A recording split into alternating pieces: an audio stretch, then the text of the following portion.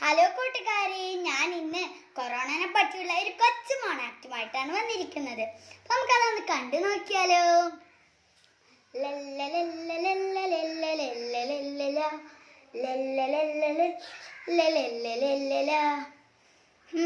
എങ്ങോട്ട് ഈ അണിഞ്ഞൊരുങ്ങി പോകുന്നത്? കൊറോണ സമയത്ത് എങ്ങോട്ട് പോകാൻ പറ്റില്ലെന്ന് നിനക്കറിയില്ലേ? എന്ത് ചെയ്യാനാ? സ്കൂൾ തുറക്കുന്നുമില്ല, വീട്ടിലിരുന്ന് ബോർ അടിക്കുന്നുമുണ്ട്.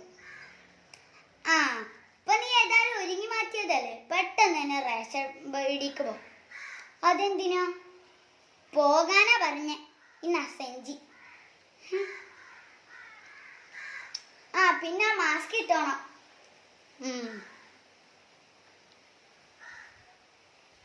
അമ്മേ, മോളെ, ചേച്ചി എവിടെ പോവാ? ചേച്ചി ഇപ്പൊ വരും. എന്താ മോൾക്ക് ഇത്ര സന്തോഷം? അത് നാളെ അച്ഛൻ വരികയല്ലേ. എനിക്ക് ഒരുപാട് സാധനങ്ങൾ കൊണ്ടുവരും, എന്റെ കൂടെ കളിക്കും, അതുകൊണ്ടുള്ള സന്തോഷമാ. അയ്യോ മോളെ, അച്ഛൻ നേരിട്ട് ഇങ്ങോട്ട് വരികയൊന്നും ചെയ്യില്ല. അച്ഛനക്ക് 14 ദിവസം ക്വാറന്റൈനുണ്ട്, അത് കഴിഞ്ഞിട്ടേ വരികയുള്ളൂ. ക്വാറന്റൈനോ? അതെന്താ? അത് വിദേശത്തുനിന്ന് വരുന്ന എല്ലാവർക്കും ഉണ്ട് ഈ ക്വാറന്റൈന്.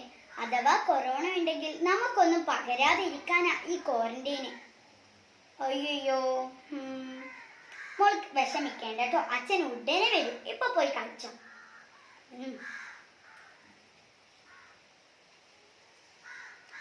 നീ വന്നോ? സെഞ്ചി ഇങ്ങോട്ടാ. ഇനി കൈ സോപ്പിട്ട് കഴുകിയിട്ട് ഇങ്ങോട്ട് കയറിയാ മതി. ശരി.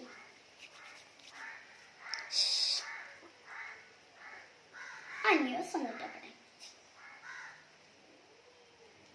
പ്രധാന വാർത്തകൾ.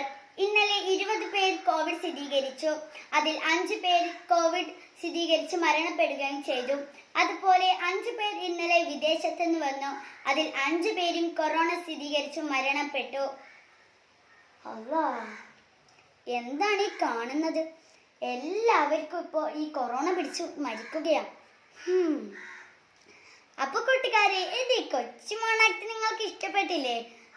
അപ്പോൾ എല്ലാവരോടും ടാറ്റാ.